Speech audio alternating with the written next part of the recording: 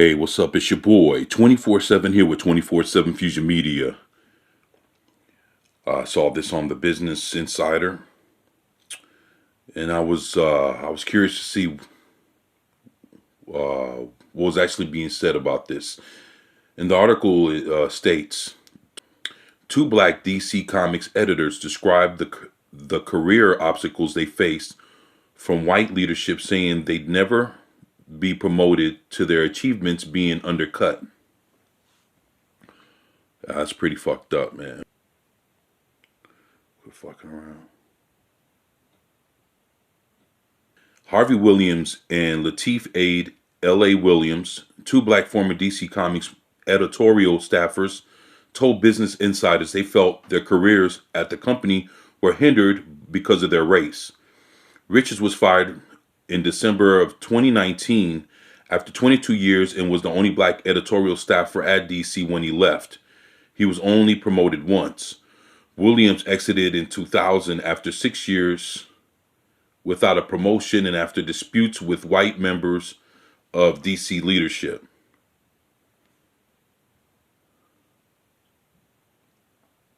The careers of Richards and Williamson cut across 2 decades, but the similarities in their experience, from being told they'd never be promoted to a feeling that their achievements were not valued, show how little has changed for black staffers. DC's small editorial team shaped the comics that inspire lucrative movies, video games, and merchandise. Richards and Williams said that it's important for black editors at DC to be in a position to champion diversity. Okay. Well, let's see what the hubbub's about, man, for real. Harvey Richards and Latif Aid L.A. Williams have a lot in common. They both grew up reading comics with inspirations to work in the industry one day. They both ultimately nabbed roles on the editorial staff of DC Comics in the 1990s. And they are both black men who say they never achieved their full potential at DC Comics because of their race. There are differences in their stories, notably the time periods. Williams exited his role as an assistant editor in 2000 after 6 years without a promotion, while Richards spent 22 years at the company's giant with just one promotion before he was fired in December of 2019. Shit. That's a long time being there. To only get one promotion. Do you see everybody else fucking zooming right past you? I know that shit must suck. Fuck, man. But the similarities that cross across those 2 decades are striking and speak to how little has changed for black editorial staffers at DC Comics in the comics industry at large. Richards was the only black staffer in the main DC editorial department at the time of his exit in 2019, which included about 15 people, said. He added that DC had since hired a black assistant editor. DC declined to comment on personal matters. Of course they're not gonna fucking, oh, come on, man.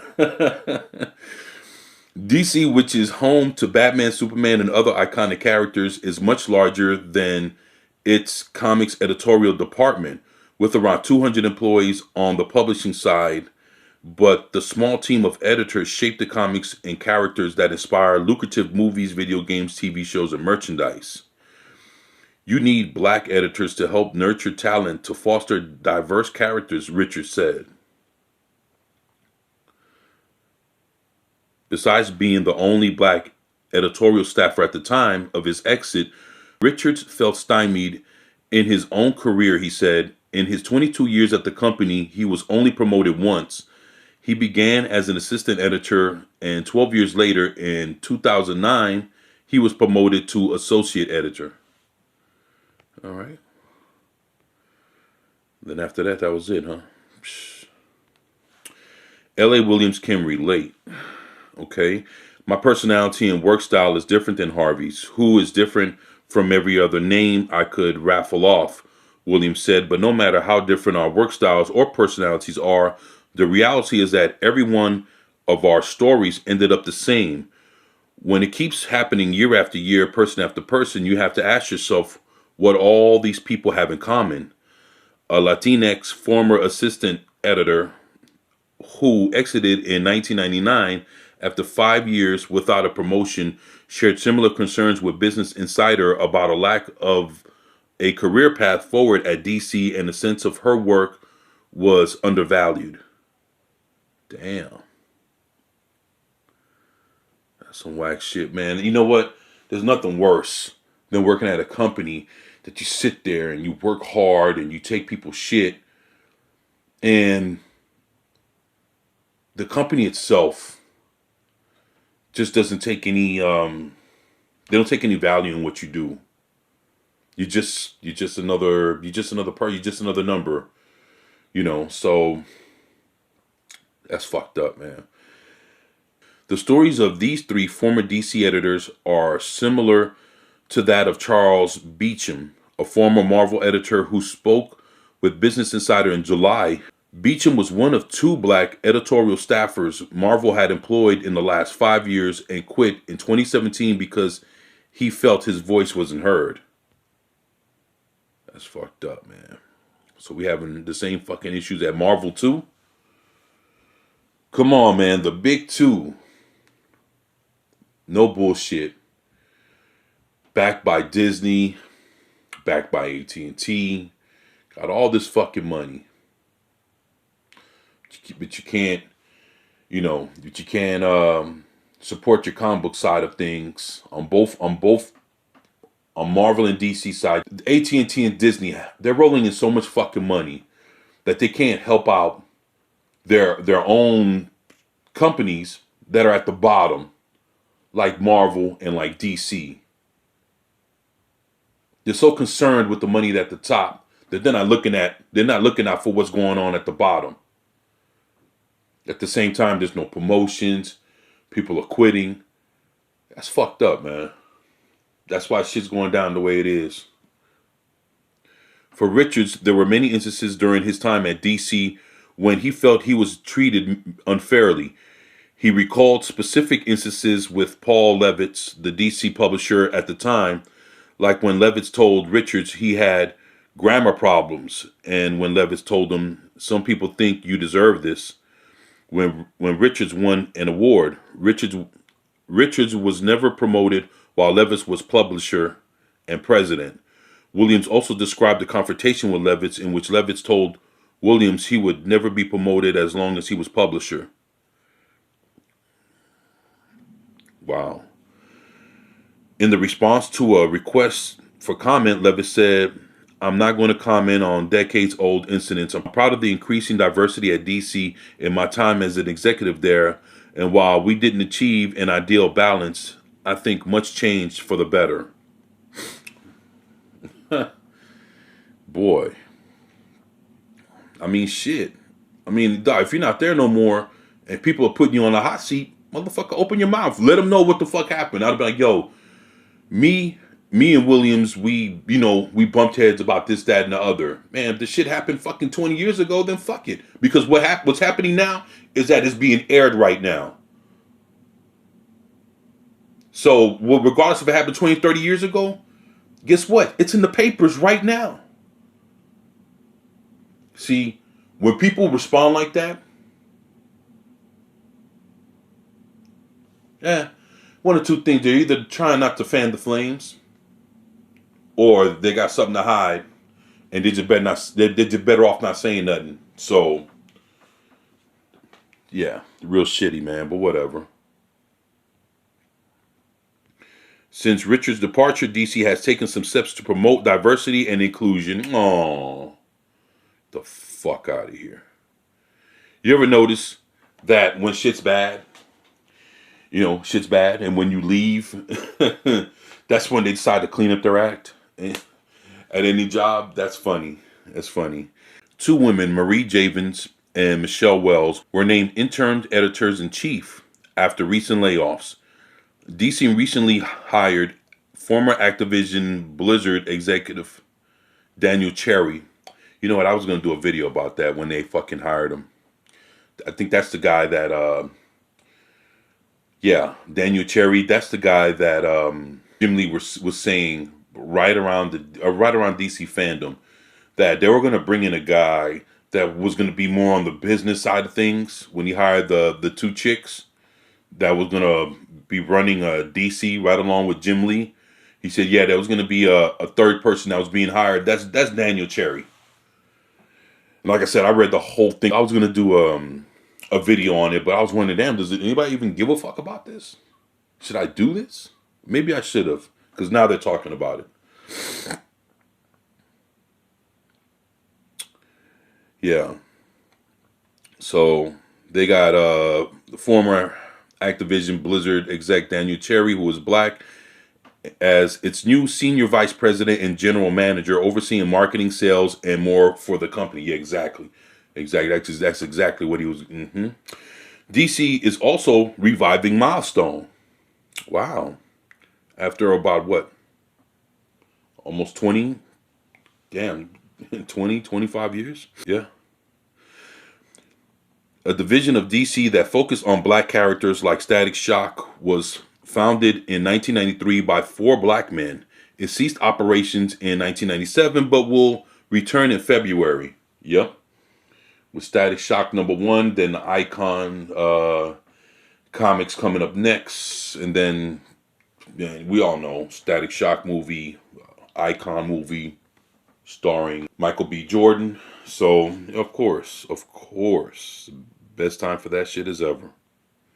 But for Richards and Williams, it's essential to have black voices on the editorial front to help inspire change and champion a diverse set of voices and characters. Yeah, well, shit. They say Static is getting whacked now, so shit, watch what you say. Marvel Comics, including Static Shock, is returning in 2021. Yeah, wow. I've had my doubts about you. For Williams, comics were his life. He had written his senior thesis in Afro-American Studies at the University of Massachusetts on the history of black characters in superhero comics. So when he got the job at DC Comics in 1994, it was his dream come true, but he faced roadblocks that previewed Richards' own experiences in the coming years. Williams 51 recalled an instance in 2000 when some assistant editors were given a monthly comic to edit on their own by then executive editor Mike Carlin, who is now a DC Entertainment creative director. Williams said that the assistant editors of color was set up to fail and given comics that were doomed from the start. But Williams turned his assigned book, Impulse, starring a Flash sidekick that had been hurting in sales, into a success. Carlin wasn't happy. Williams said Carlin cursed him out for getting veteran comics creators Walt Simonson to draw 2 issues of the comic and wasting his time on Impulse when he should have been drawing other characters like Superman.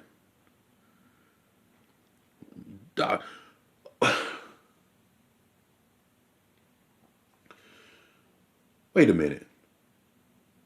But who gave him the assignment? Who gave Walter Simonson the assignment to draw Impulse instead of Superman? It wasn't this fucking comic book editor that said, "Come on." It was more the higher up. So how you this motherfucker here is getting mad at the wrong person. This stupid shit. What the fuck, man? Carlin did not return the request for comment. Oh, fucking dumbass. DC declined to provide a comment on his behalf. That sense of not being valued even when he succeeded was a hallmark of Williams' time at DC, he said. After a white associate editor was fired, Carlin offered Williams to take over that editor's book, which included one of DC's best-selling comics at the time, Wonder Woman. Williams remembered vividly what Carlin told him. "I've had my doubts about you, but you delivered. Everything is always on time, it sells, and critics like it." I thanked him for my promotion, Williams said, and he interrupted me and said, "It didn't come with a promotion. I feel so stupid now, but at the time I was so confused and asked why it wouldn't come with a promotion." More than 2 decades later, Williams said the answer was obvious to him. Huh. Guess that's Williams, right? Oh, that's Harvey Richards. That's fucked up, man. Some people think you deserve this. Williams' DC career ended just as Richards was just getting started. Richards, 48, moved from Akron, Ohio to New York City in 1995 and began his comics career with an internship at the original Milestone, which then shut down in 1997. His Milestone connections eventually led him to DC, where he started in the mailroom and then became an assistant editor. Well, shit, he moved up, man. It's there's nothing wrong with that. I mean, it's not an easy thing to do, but when you want to learn a business and you want to know it all the way through, you start from the bottom and you work your way through the top, and that way you learn everything in between. And by the time you get to the top, can't nobody tell you about your job because you already figured out all the shit from the bottom to the top. Some people want to start at the top. They get the position and they fucking fail. Why? Because they don't know about everything else that's under it. So they go to other people. Hey, how do you do this? And how do you fill out this form? And how do you put this in the computer? And so it's funny how people get promoted to higher end jobs that they don't really know how to do. And then when they get there, they have to rely on everybody else that's been working there for years to try to teach them how to do their job. And some motherfuckers be like, you know what? Fuck you. I'm not teaching you how to do this shit. You're the one that got the promotion. You're my boss, and I'm teaching you how to do your job. Fuck you. For real. I was living my dream at this point, Richards said. In 2001, after 4 years as an assistant editor, Richards was offered the chance to work on the Superman titles. It wouldn't have been a promotion, but a chance to prove himself. The chain generally went like this: assistant editor, associate editor, editor, group editor, and executive editor. But Richards was given what he said was the unusual task to write about what he could bring to the Superman books. Paul Levinston, the EVP and publisher of DC, told Richards he had grammar problems after he completed the assignment, Richards said. That's fucked up. That's fucked up to say, hey man, tell me why you should have the job. Tell me why you should have this job. And then when you write why you should have it, the motherfucker reads what you says and says, you know what? You can't get the job because motherfucker, your grammar ain't even good. oh, that's so fucked up, man. Oh shit. After that, Levis made up his mind about me, Richard said. I felt he already had because most people are promoted after 4 years, but after that, it was over. Even if I got a good review or worked on good projects or got company awards for going above and beyond. Yeah, that's pretty fucked up, man. Richards won 2 such awards called Carrots, which were given by DC parent companies Warner Brothers. After he won the second time, Levitz handed it to him and said, some people think you deserve this, Richards said. Richards was finally promoted to associate editor in 2009, 12 years after he was hired when Diane Nelson took over as president of DC Entertainment. Change is going to come. Richard's time at DC came to an end in December. He had been put on zero tolerance probation in August of last year. The document Richard provided Business Insider outlined poor time management skills and an inability to meet deadlines. Richard said he was being overworked.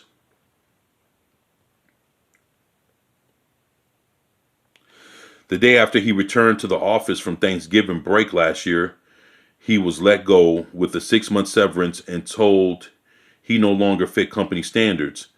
He's still looking for work while honing his digital art skills. He said a potential employer asked him why he was promoted once in all that time at DC. It wasn't because of my performance, Richard said. I feel like they blacklisted me.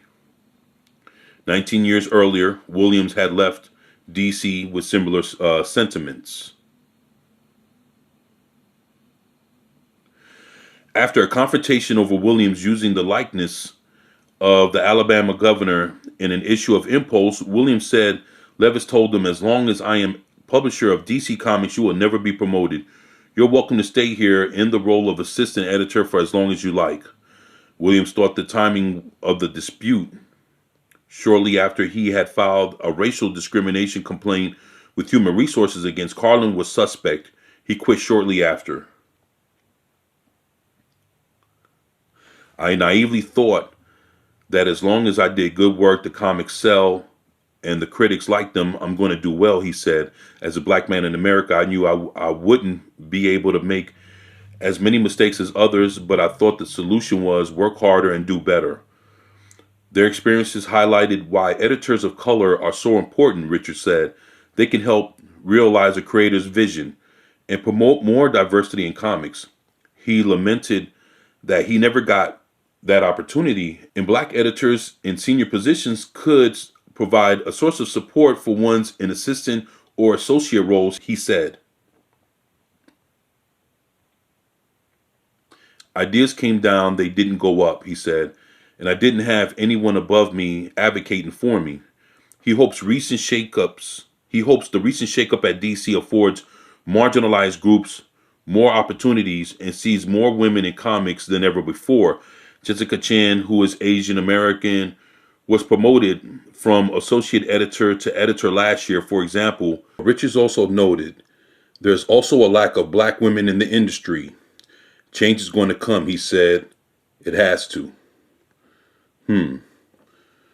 Well, my whole thing is, regardless of who you bring or what you try to do, it's always about who's best fitted for the job. And that's what it boils down to. And when you have those things put into measure, then that's when you get the best quality. But who knows? And we'll see, because things are changing and things are changing fast. Well, y'all let me know what y'all think about all this in the comment section below. If you haven't subscribed, please do. It's your boy, 24/7 with 24/7 Fusion Media, and I'm out. Peace.